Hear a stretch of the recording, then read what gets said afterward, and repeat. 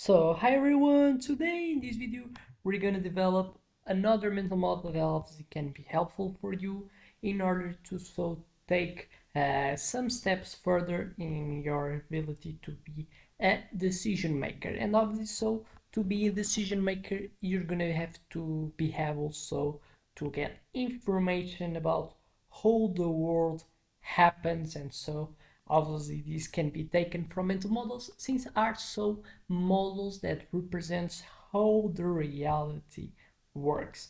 And then what is important today is we're going to talk about the serendipity that is a mental model taken from the innovation field. So what is serendipity? It talks about how embracing happy accidents that can be helpful to create innovation. And then what's important to talk about is first the question. So what if the secret of groundbreaking innovation isn't just hard work but also a little bit of happy accident?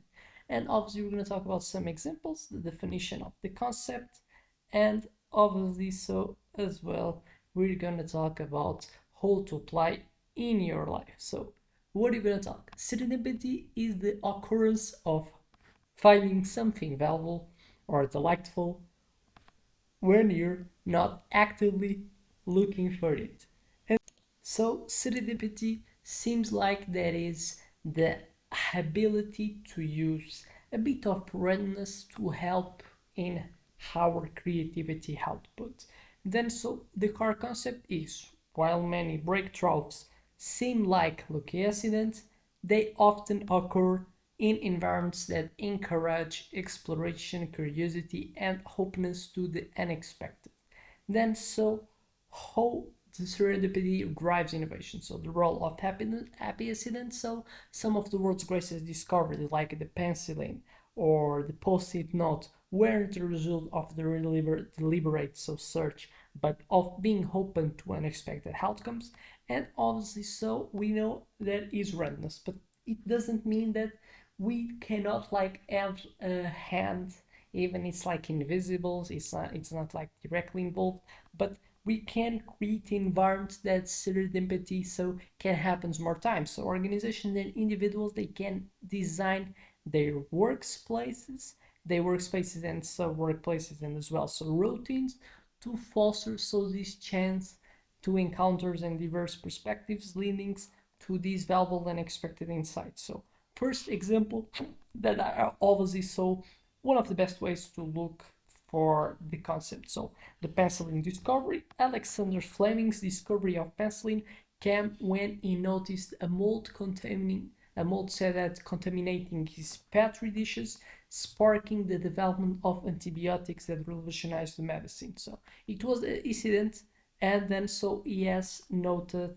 that his petri dishes got contaminated, and so he understood the power that penicillin has today now in the medicine field. The post-it innovation. So 3M scientists stumbled upon a week as if that wasn't strong enough for his intended purpose, ultimately leading to the creation of the ubiquitous post-it note tool, now essential in offices around the world. We have as well the digital serendipity. So the modern platforms like social media and the recommendation engines often facilitate what serendipitous discoveries by connecting us with unexpected content, ideas, or people. So basically sometimes serendipity it helps us to make more connection, and obviously as I said, one of the most type of principles that are used and are like patterns that we see in the innovation that happens today are the ability to connect different ideas from different fields and see what is the result of these new connections.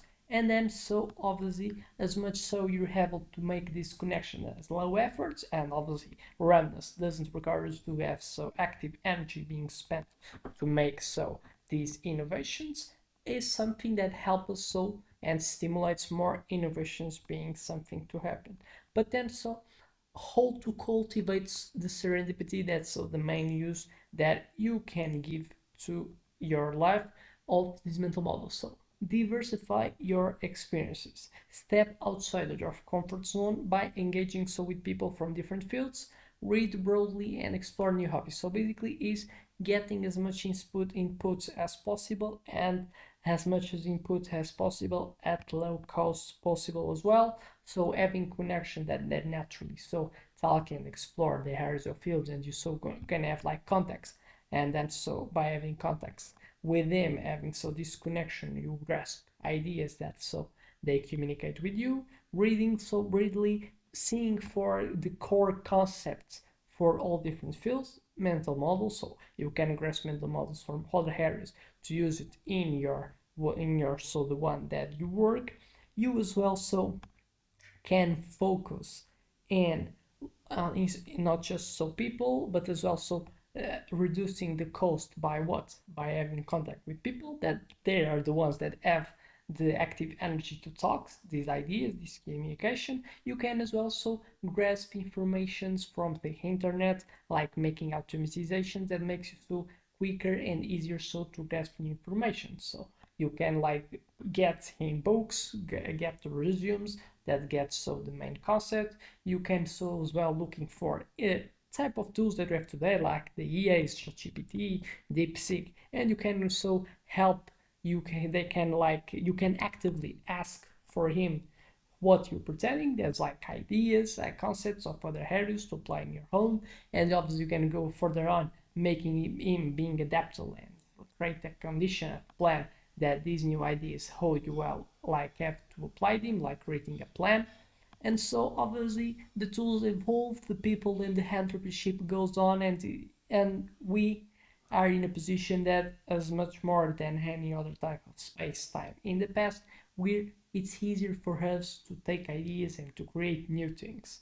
We have is to create motivation to us to spend some time in doing it, and obviously facilitating the putting in practice these ideas so that we create. So other step, embrace curiosity. So be open-minded is a way as well to reduce the friction that and your perception of value of this job of looking for information concepts. So as much you cultivate a mindset of liking new information, to read new information as well, so you're gonna be able to be and to grasp more, since you're gonna have perceived as less effortful.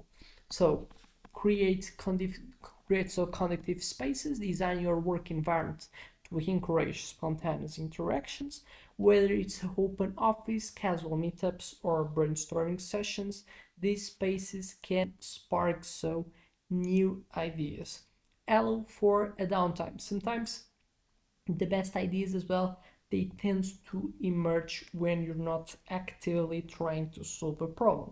It's something that we tend to see is sometimes when you not remember something, if you get like a time, a break, and then you see that in that break the brain is able to rewire and to get the information that you were looking for, just because you get like a time to rest, and then the brain organizes and it's not too much accelerated, which something that brings clarity, and clarity brings us with ideas in terms of quality being higher. And then obviously it was a video about another mental model, that case serendipity, obviously following the same structure, understanding it's something that was used, it's something is a pattern of innovation that I've gave examples about what were the origins or the things that were new coming from the serendipity actively or unconsciously being happened and being applied by the people.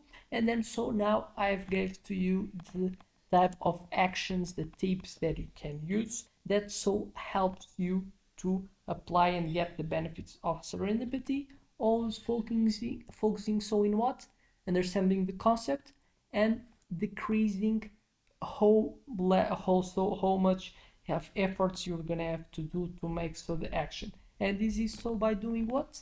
Diversifying the things, automatize so you're getting of insight, having constantly interaction with people, having and putting like scripts that helps to get what you want from conversation that we have with him, Obviously, depending on your technical expertise, you can so put in using some type of language of programmation like Python and other ones to getting from newsletters or scientific type of reviews and articles that are created, and then so you already grasp really quick that type of insights that are created by other ones, and then so you just have to get the work to see how they applies to your life. And so the most important thing, that is putting in practice by creating prototypes and so putting to test. So I expect this video has generated certain type of insight on you, and I expect so to you have liked and put so subscribe and seeing other ones. So see you in the next one.